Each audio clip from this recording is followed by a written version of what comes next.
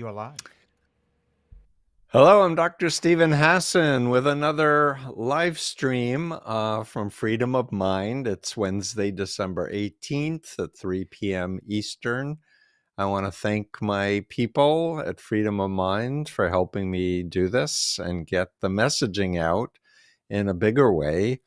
As everybody knows me, previously I was in the Moonies cult, got deprogrammed, and I've spent 48 years helping people understand brainwashing and mind control and how to help people reality test and get out.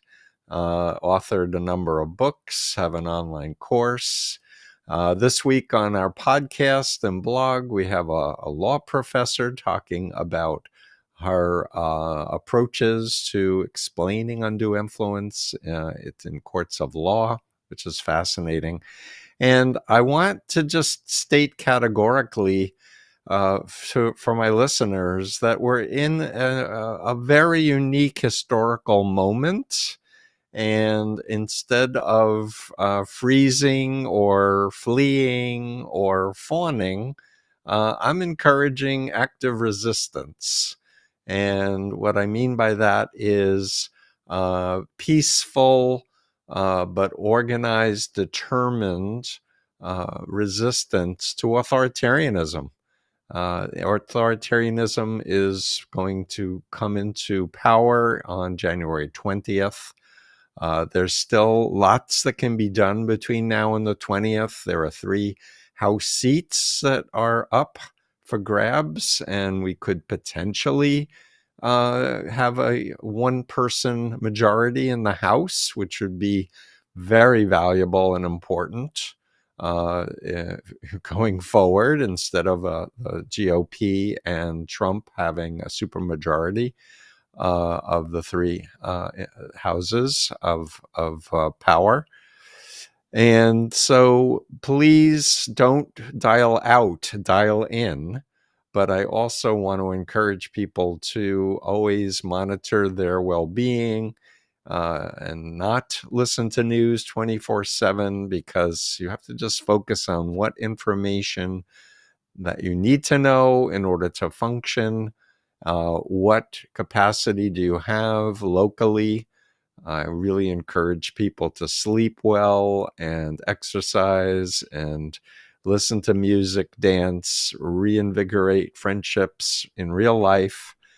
And I also want to put out an appeal for people who know family members, friends, colleagues who've been radicalized, who voted for Trump and are Trumpists, to start thinking strategically about building a connection again with these folks. And because I do believe there's going to be a tremendous amount of disillusionment in the coming months when people actually see the policies that are being implemented and how they will negatively impact them. And so I've been teaching for years, and I wrote a book called The Freedom of Mind. Never try to argue rationally, never attack the leader, the doctrine, or the policy. Be an active listener, talk with curiosity and respect. And what I said last week regarding Thanksgiving and such, congratulate your relatives if they're Trumpists that they won. That will be a shock to them probably. And just ask them questions in a respectful tone. What are they most excited about with the new administration? What are they hoping will be passed into legislation or implementation? Do they have any concerns of anything that they're hearing? Ask them who their favorites are of Trump's purported appointments, that people he's wanting to put into positions of authority, and ask them if there's anyone they have questions about. Because my guess is that there will be people who are not happy with RFK Jr. being in charge of health care. I know that many people know that COVID was real, and that vaccinations don't cause autism, for example. So the issue is customize your approach. And I will be answering questions and answers. I've been encouraged not to do a long monologue, but I just want to say I'm in this for the duration. I want to give honest, responsible advice and direction, and we want to organize communities of ex-members to support one another and to be activists, because we are the white blood cells of our body's immune system, of humanity's immune system, rather, because we know what it's like to lose our freedom and to regain it again. And we want to create an exit ramp for millions of people who will be exiting the belief that Trump is a good person or responsible person, or that somehow God is using Trump. And so with that opening, I'd like to invite people to ask me questions, and I'll do my best to answer. And if in the meantime, if you haven't signed up for our newsletter, please do, and check out my Substack. Oh, Dr. Right Life, I missed that message. It was up on the screen for a short moment. Can we put that back up?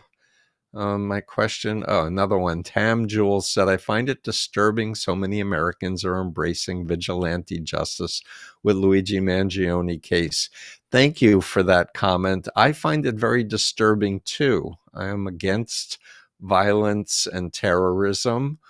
As soon as I heard about the shooting and I learned that he had cut off contact for 6 months with his family and friends, my immediate thought was he was radicalized, because this is a stereotypical profile of a radicalization where the mind controllers want to isolate the person away from family and friends and start to indoctrinate them, whether hypnotically or otherwise. We know from further reports that he was a fan of Elon Musk and Jordan Peterson and Tucker Carlson and some other folks. But I think we're going to be finding out a lot more about his state of mind. But let me say categorically, it doesn't really fit that he had a gripe against the healthcare system, because his family is affluent. He's an Ivy League person. And his family owns nursing homes and other things in the healthcare space. So I think I just support decrying political violence, and anyone who's rabble rousing and saying, yeah, kill people. These are not friends. These are not folks you want to spend much time with, in my opinion. If there are more questions, I'm happy to answer them. Hex, how do we deal with friends embracing this radical leftism stuff, calling for radical communism, etc., in response to MAGA? Hex, my approach is anti-authoritarianism, period. So I'm against it on the left or the right. I don't believe in communism. And we know that China is a mind control state and cult of over 1.5 billion people. And I've interviewed a former Trotskyite cult member who I'm going to bring back on the podcast and do an updated interview with him. But the same kind of approach that I'm recommending with folks on the right, I recommend with authoritarian folks on the left. And warm, respectful curiosity, be an active listener, ask them that, just say that you really want to understand their journey. And if they say they're a communist, ask them when they decided they wanted to be a communist. It would be very interesting to know if it was last week or a year ago or 5 years ago. And if so, how did they get involved? Did they meet somebody and fall in love? Because a lot of cults like to do, flirtation and grooming that way. or if they had a professor that they took a class with. But the idea here is to encourage people to reality test, not to persuade them that their beliefs are wrong or their affiliations are harmful. Because I do believe that deep down inside, people don't want to be lied to. They don't want to be exploited. They don't want to be used. And they want to be their best self and help others. Um, so for me, I just really advocate, if you haven't studied the influence continuum and bite model, if you haven't looked at the free downloads on freedomofmind.com to get those, please do. I have one on malignant narcissism, which is very valuable. Tam Jules is asking, what are my thoughts that Luigi read the Unabomber manifesto? Oh, I think it was apparently influential on him. And it was interesting. The Unabomber was a Harvard student, and I believe he was given LSD as part of the CIA experimentation process. This was the period when Tim Leary was in Harvard. But for those who don't know who the Unabomber was, he would be sending package bombs to tech people in protest to technology.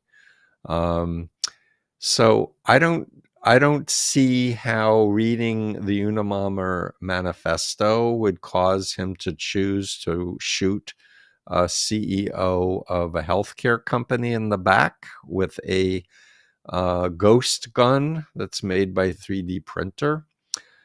Again, I just don't have any more data to comment.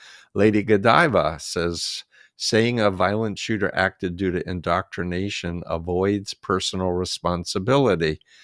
Yeah, it's true. I do come from a frame of mind that looks at identity over time and a person's family, their values, their personality.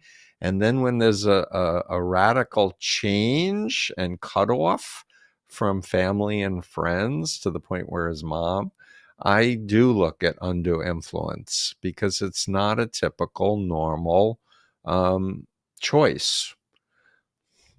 Sue Barnes says, if your friend thinks Elon Musk is just so brilliant that he could have the rocket return to the launch apparatus, how do you respond?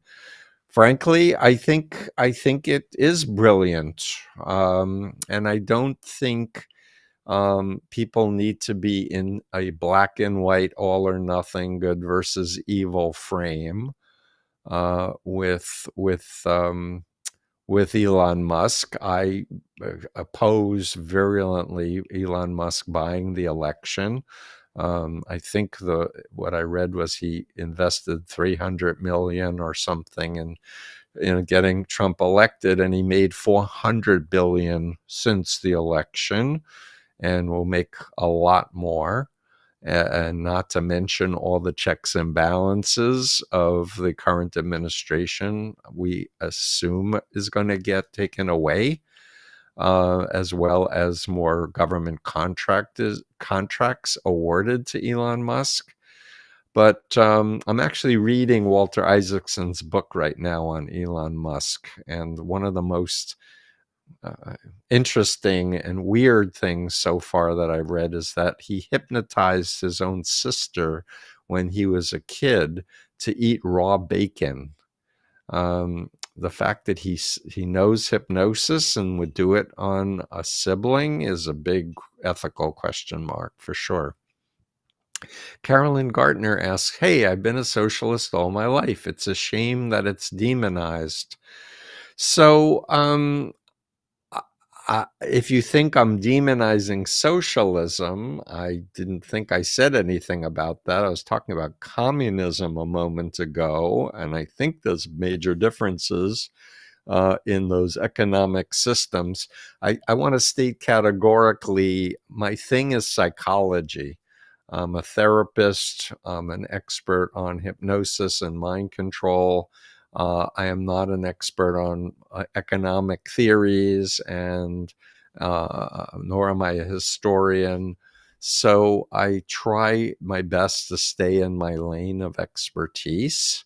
But I do believe that it's good to be open-minded and learn new perspectives and entertain the idea that human beings need to continue to develop and evolve.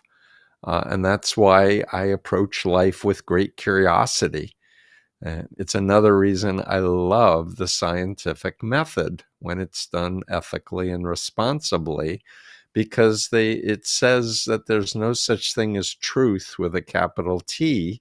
It talks about a hypothesis that then needs to get tested and then challenged by the community of other scientists, and that if there's a better hypothesis that comes along where testing shows that it's a better theory, then you abandon the old theory and you have the new theory. And this is why human beings have evolved as quickly and dramatically as we have, is because we are social beings and we need to trust each other and help each other. The whole ideology about greed is good, selfishness is good, and altruism is evil, the Ayn Rand stuff, is just so opposite what I understand is true and historical. Tam asks again another question. One side of the Mangione case of the anger of the public at large with the healthcare insurance providers, but it seems there's an element that he's handsome, young, white, and rich attraction plays a role. Yeah, I guess. I also have to imagine there are bad actors trying to use algorithms to make things go viral. If you haven't been listening to Steve Bannon, for example, or Roger Stone, they're chaos agents, and they want to stir everybody up against each other and to create a state of fear and helplessness, because it'll be easier for the authoritarians to take over. And that's why I'm really messaging very consistently that it's your mind and only you should control it. Be in your body in the here and now. Have an internal locus of control for decisions. Don't just follow what other people are telling you, but be thoughtful and reality test. If something is legitimate, it will stand up to scrutiny. And back to the whole idolization of criminals and outlaws. I was reading an article, I don't remember which paper, about Jesse James and how, he would rob from trains and banks and give money to people and do a kind of Robin Hood thing. Mangione just shot a guy in the back. This is like, how is this any way, shape, or form being a Robin Hood character? It's not. And then there's the whole thing with Charlie Manson and why people fell in love with Charlie Manson. What a disgusting human being he was and is. Well, he's died. But yeah, the poor members of his cult got brainwashed to kill innocent people, and were sent to jail. And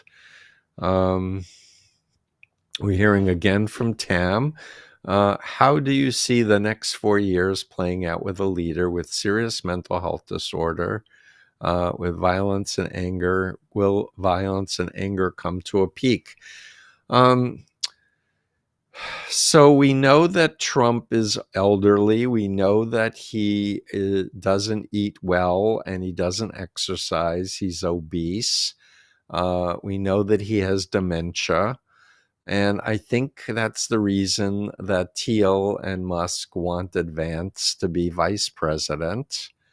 And so I think that Trump's not going to be around for 4 years. Although I think the Opus Dei and the Heritage Foundation Project 2025 will apparently be implemented, even though Trump said he didn't know what that was. Another lie. And a question's coming in about proposed choices for what about the proposed choices for the incoming administration?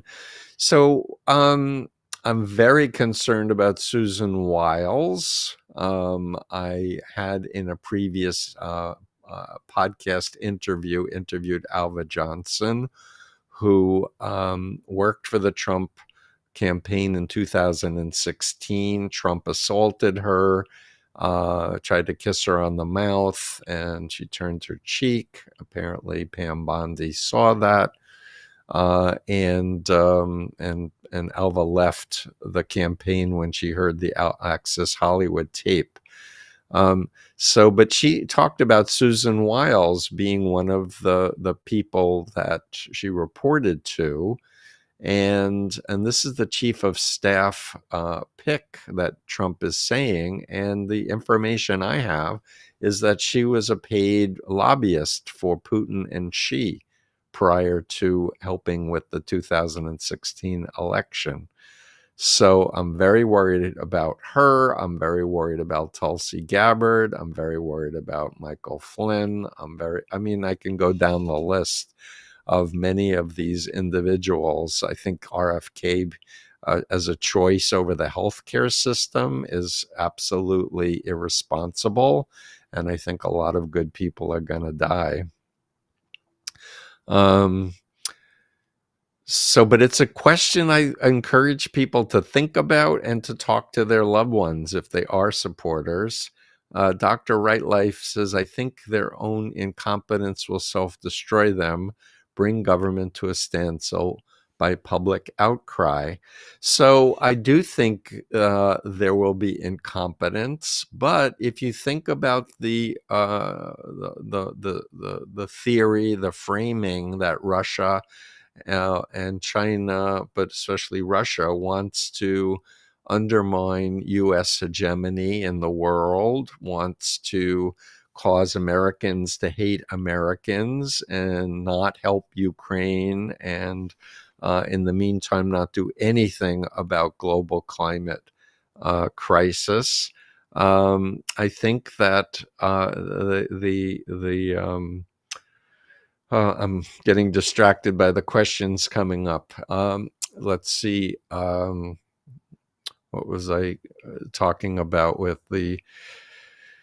I thought we were talking about the cabinet. Anyway, forgive me. I'm getting another question about picks for the cabinet will destroy. Oh, yeah. So about the incompetence and a standstill, I think we really are in danger of that the US dollar is not going to be as strong as it used to be. I think Wall Street's going to rebel heavily about that. But if you're Russia and you want to destroy the US dollar and destroy the US world hegemony, then you want that to happen. And then we have the right-wing Christian nationalists, the New Apostolic Reformation, the Opus Deis, wanting a theocracy that aligns with Putin.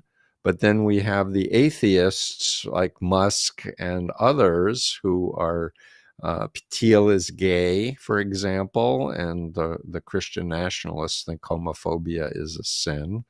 So I think there's going to be conflicts happening in the inside the power struggle, and it just looks to me like Ian Bremmer's framing about how tech billionaires are going to be more powerful than governments because they have control of information. And for those of you who haven't studied my BITE model of authoritarian control, information is the eye, and it's like critical for human beings to function.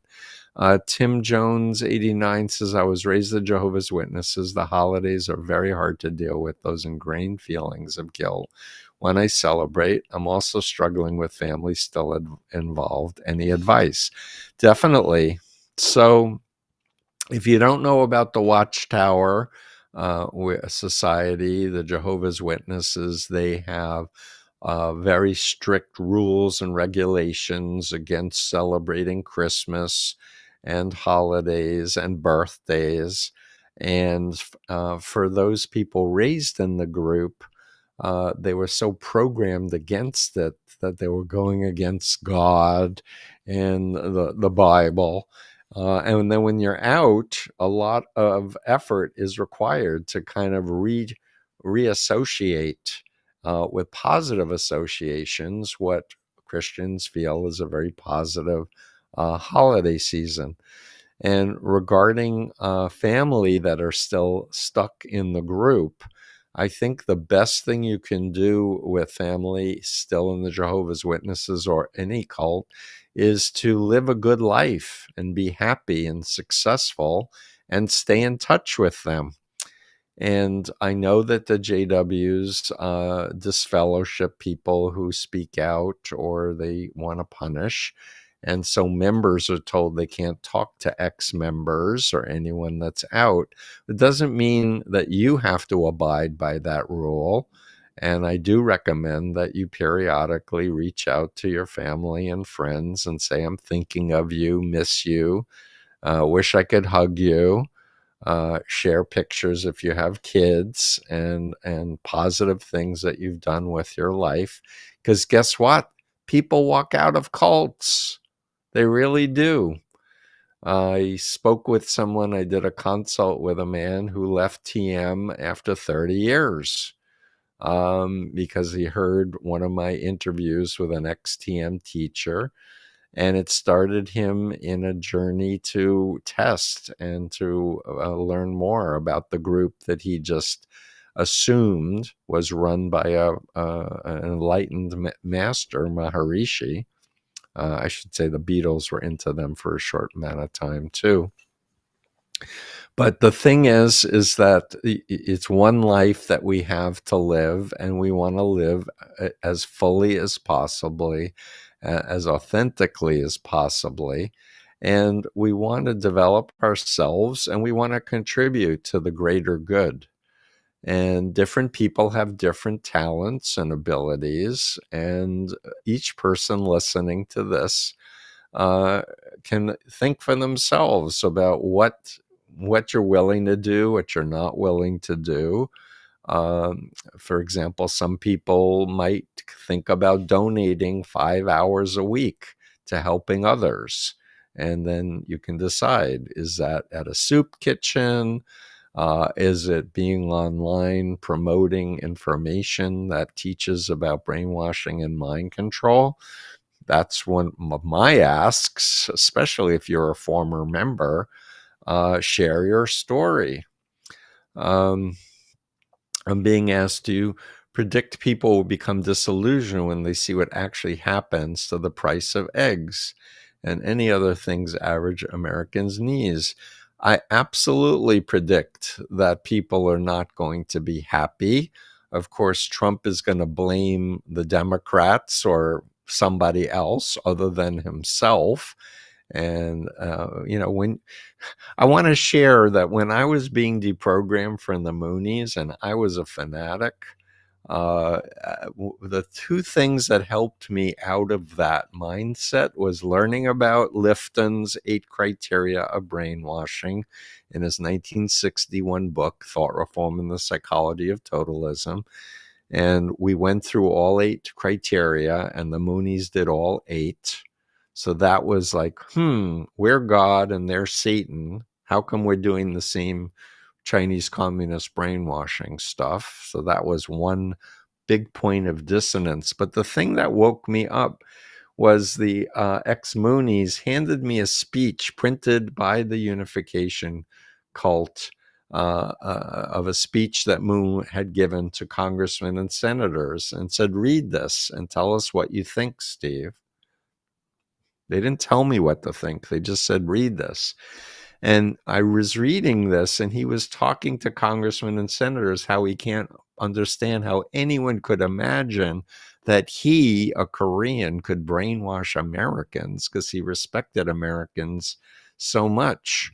And I had been with him 100 times when he was dissing Americans and talking about how the Koreans were the master race.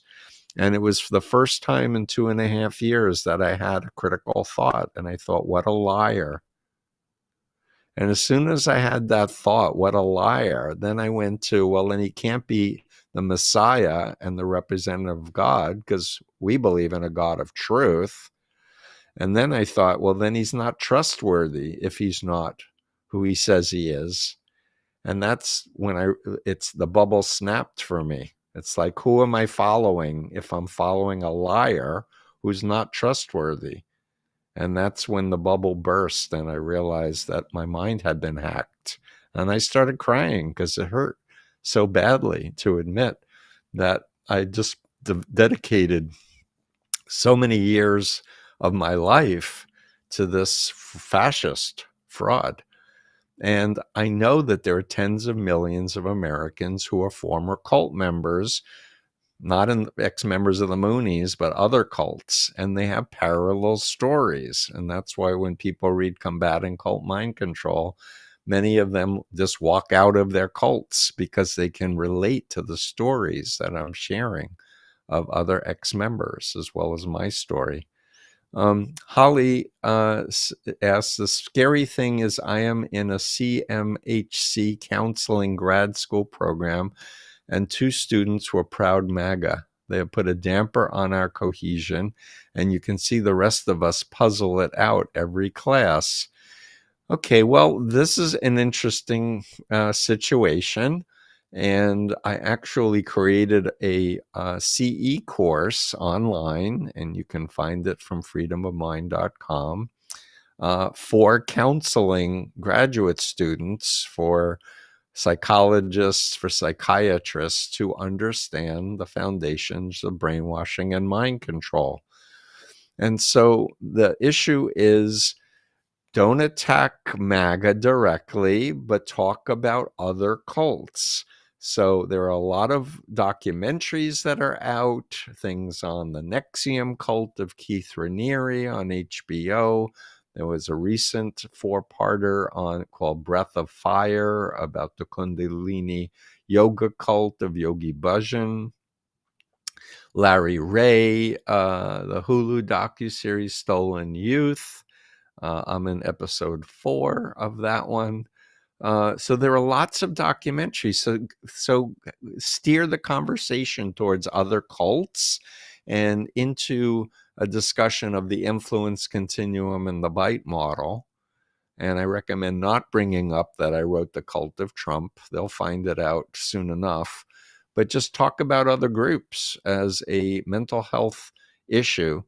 And for those who don't know, the American Psychiatric Association's Diagnostic Statistical Manual, there's actually a category on dissociative disorders that names brainwashing and thought reform and coercive persuasion as a disruption in identity. And Tim Jones, 89, I'm very concerned about how Trump and his family personally profit from the presidency and their violations of the Emoluments Clause. And now he has Elon Musk manipulating the value of his companies.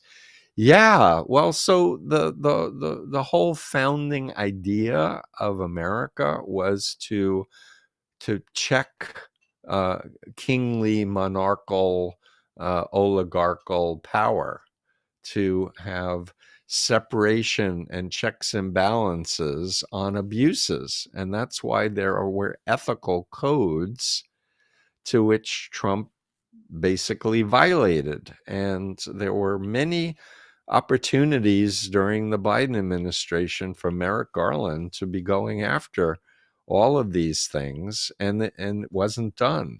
And I'm not sure why not. Maybe they had too many other more important in their mind projects, like the January 6th violent insurrection prosecution. But look, we're going to be in a weird period going forward, and we're going to have to buckle up and realize things are not normal.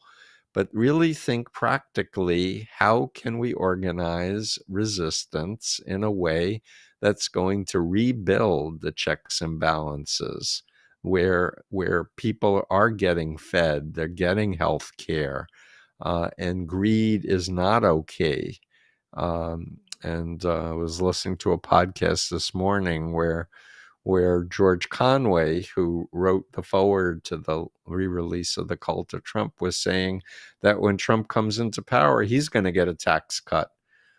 So all the money he's been spending fighting Trump, he'll have more money to spend because of this. But the average American is not going to benefit from Trump policies. The billionaires and the wealthy people will. Annette Hunter, Ireland here. Hi, Ireland. My brother here in Ireland is a QAnon conspiracy theorist now. He is gone. So sad. I did a TEDx talk with a panel. It was called Dismantling QAnon. Unfortunately, it was taken off YouTube improperly, but we haven't gotten it back up again. But it basically talked about it being a psyop. And if you haven't seen, I've done a bite model analysis of QAnon as a mind control cult, even though it's started as an online mind control cult. And there are ex-members of QAnon who have left and have shared their experiences. And that's what we want to amplify. And I interviewed Mick West, who does metabunk.com. He wrote a book called Escaping the Rabbit Hole, which is excellent.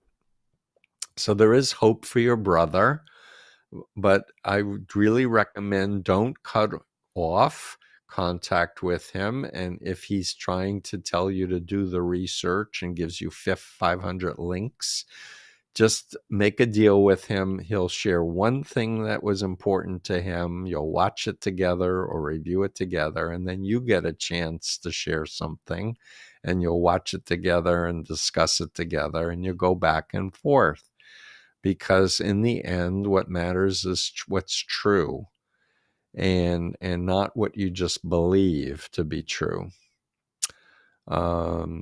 So I have another comment. Trump being Elon's latest big purchase is a spy for Putin and a grifter on drugs who seems to have a cult of like-minded people too, just like Trump. Do you see trouble in this union and consequences? So I think what you were saying is you think Elon purchased Trump, but I don't think it exactly worked that way. But I do think when you're dealing with narcissistic people, malignant narcissists, they always are thinking about what's in it for them. And at the point that someone else is doing something that's going to be against your best interest, you're going to not be happy about it. So it's going to be very interesting to see what happens.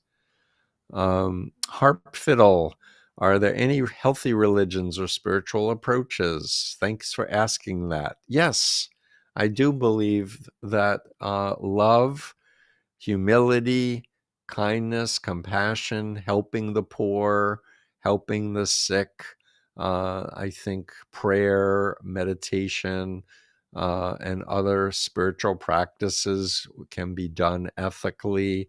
I have an Influence Continuum graphic. Please look at it between ethical and unethical influence.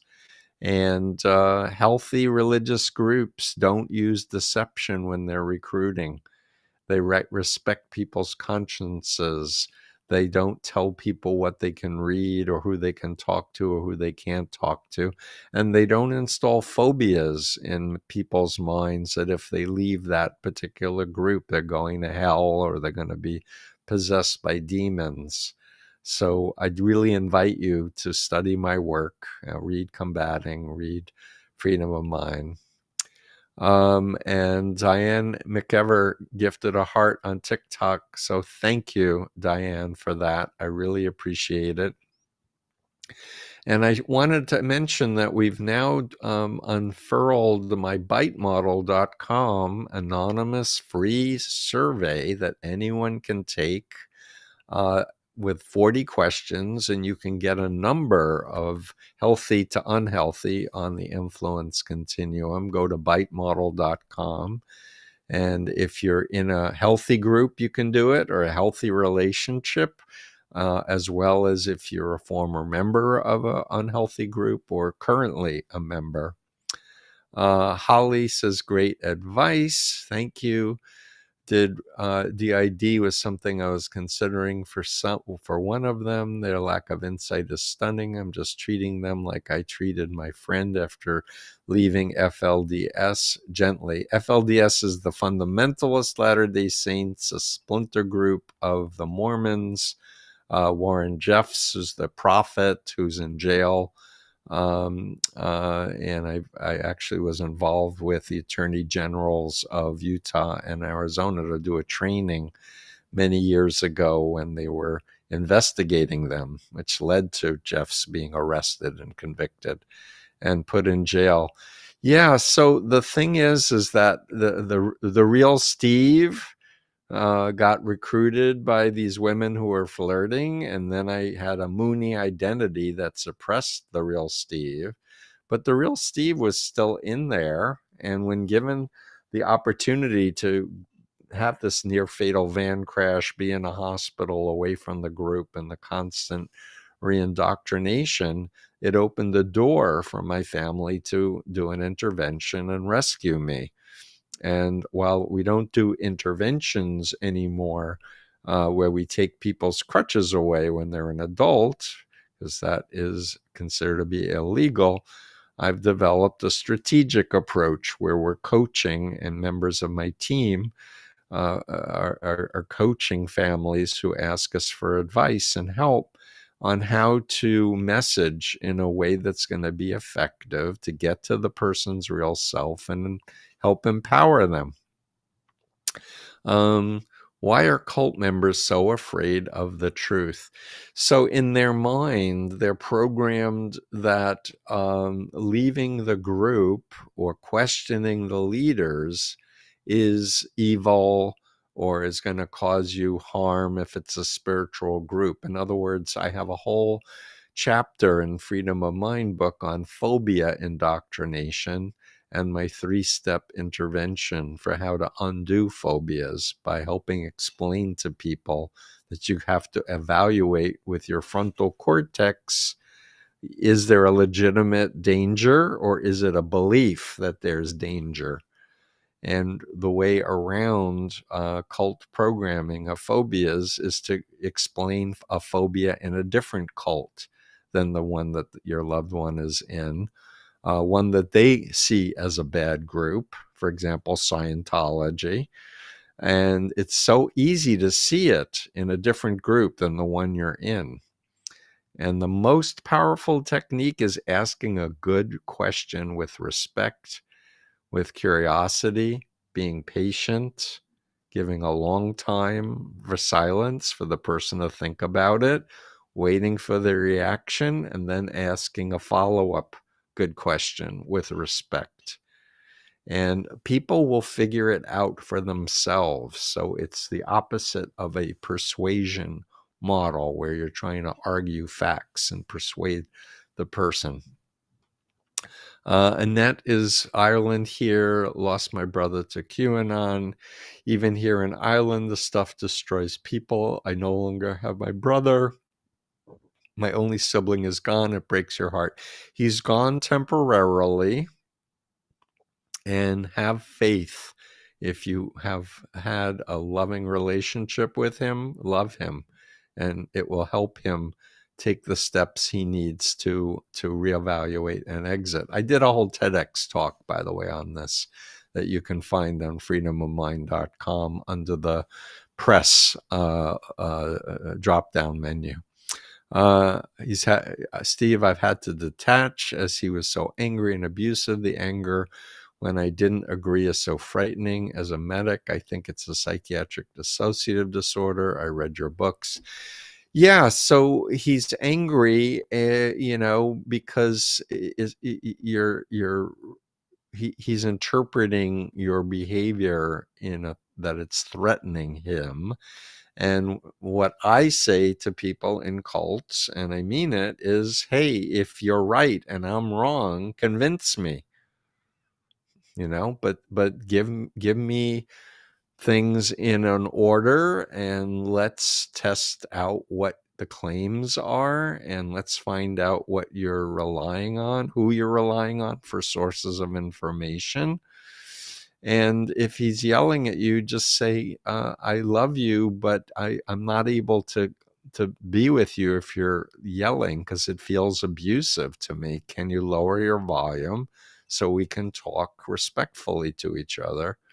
And if he says, no, I'm angry, and just say, well, go chill, go take a shower, go run around, take a few mile run and come back, and then we'll talk.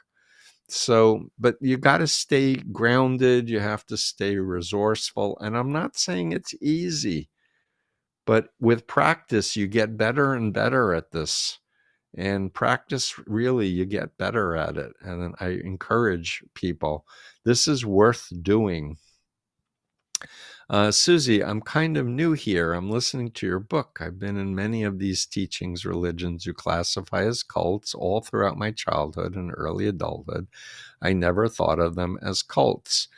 Well, I'm happy that you're here. And what I want to say is that my influence continuum, I'm just going to hold up a graphic. My belief is that there are cults along the entire continuum. So are there ethical, healthy cults? Yes. And there are the authoritarian bite model, controlling behavior, information, thoughts, and emotion, that create a new identity over here. So we're human beings. We're not perfect. We only, know what we know and what we've experienced. And when we have new information, it gives us an opportunity to reevaluate. Um, and the LDS faith, yes, I believe I developed much brainwashing. Yeah, so that's the Mormons. And I'm friends with John Dehlin, who does Mormon Stories podcast. And John actually sat me down the last time I was in Utah for 2 3.5-hour interviews. Yes, 7 hours of Steve Hassan. It was long. I was sick even, but he captured a lot of my story and my information. So I highly recommend John Dehlin and Mormon Stories podcast. Sai Baba cult figure claimed to manifest Rolex watches out of thin air. It turned out to be sleight of hand magic tricks. TM Maharishi, that's an authoritarian destructive cult. Maharishi was a womanizer and into money and power. And so, yeah, there's a lot of people hop from one group to the next, especially if you're born in an authoritarian family or cult. It makes you particularly susceptible to anyone who talks to you with certainty. But it's interesting, the more you go to different groups, the less they have stickiness in you, because you have all these other reference points of other cults. Margaret Jones, are there specific tactics used by cult groups to isolate members from their families during this time of year? It feels harder to get through to them during the holidays. Yes, there are specific techniques and tactics that are used. And especially family and friends are, controllers don't want their victims to be close with their family and friends and remember who they were before they got into the cult. So they will do things. Oh, I see Hannah on TikTok gifted a heart and rose. So thank you, Hannah, very much. Yeah. So the thing is that as a family member or a friend, you do what you can within your control to do. And what you don't want to do is get into fights and say things in ultimatums, nor do you want to be abused. And so it's very healthy to be able to say, I want you in my life, but you need to be respectful. I promise I'll be respectful. And let's listen to each other. And the mirroring exercise of active listening is particularly important technique, where you're listening to what they say and you repeat back to them, this is what I just heard you say, and you repeat it back accurately. And if you are able to do that accurately, they're going to feel heard, that you've given your full attention to them, and it's going to build rapport and trust. Holly says, this is so important to me. I hope to help people in Northern Arizona with religious deconstruction and faith transitions. I look forward to the foundational course you are offering. Excellent. Yeah. But as a clinician, many people will come in to see you for depression or sleep disorders. They won't say I'm in a cult or I'm under mind control. If they do, then they're in much better shape than if they haven't realized it yet. But I'm a big fan of encouraging people to do homework outside of the therapy sessions, where you're asking people to look at a documentary or a film, or read a book, or listen to a podcast, and write down their reactions and their questions that come up. And I particularly think the Keith Raniere NXIVM cult is, because he was found guilty and sentenced to 120 years in jail for trafficking. I think that's a very rich cult to help explain and use. And like I said, there are HBO 2 seasons on that particular cult. And something called neuro-linguistic programming was a hypnotic methodology used in that cult, and helping people understand more about how hypnosis can be used ethically by trained mental health professionals versus how it's used unethically in cults is really a critical thing. Let's see, Sue Barnes, how about people who claro talk to angels or get downloads as a basis for their info? I'm not sure what claro is, but talking to angels and getting downloads, it's a very interesting thing about the human mind. I was a poetry major prior to being recruited into the Moonies. And I would get myself into these altered states of consciousness where I would just receive poems. I would just be like writing down lines as they came into my head. Did it come from angels? I don't believe in angels. Did it come from alien beings on another dimension? I have no way of reality testing that one. But I can tell you there are many cults where the cult leader claimed to be channeling deities or ascended masters. The I Am movement is a big piece of the QAnon cult. And so, I'm all for creativity, and I'm all for being grounded and being functional in your life. Are you able to work, and you have good relationships? Are you fulfilled? These are the kinds of things I think of. And if you're into some belief system on top of, but you're still functioning, it's less concerning to me than when people like holed up in their room, they're not sleeping, and they're just, allowing their brains to be submerged into lots of crazy stuff. Oh, wow, I never knew about TM. Yeah, TM is in my book, Combating Cult Mind Control. I have videos with ex-members. My mom exposed me to all of these. I've gained much wisdom, but also I've experienced traumatic abuse. Yes, yes, and yes. And I think meditation could be a good tool. I'll tell you that I think there are 1,000 different ways to meditate, and anyone who says there's only one way, their way to meditate, run. And I recommend watching David Wants to Fly, which is a documentary by an ex-TMer. And Maharishi said you can levitate if you pay him $3,000 and learn the Advanced Cities course. People are hopping around on mattresses and hurting their backs and their legs. Let's see, Holly. We're in our last 5 minutes. Wow, that went fast. Holly says we talk a lot about NLP and hypnosis in our ethics class. It seems like a lot of manipulation can happen here that could end up being non-consensual. Absolutely.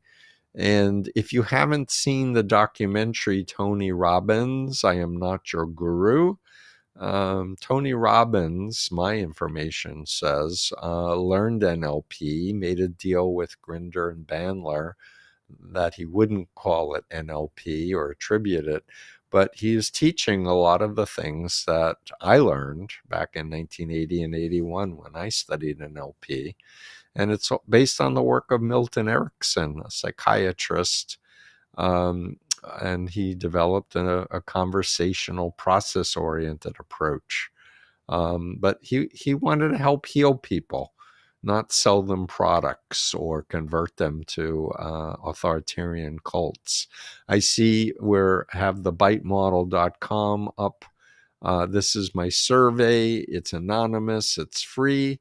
If you want to reality test a relationship or group, you can fill it out and get a number on the Influence Continuum, and it will contribute to a database that we're developing, because I'm hoping to get 1,000 ex-TMers as well as TMers, and ex-Scientologists and Mormons and Jehovah's Witnesses.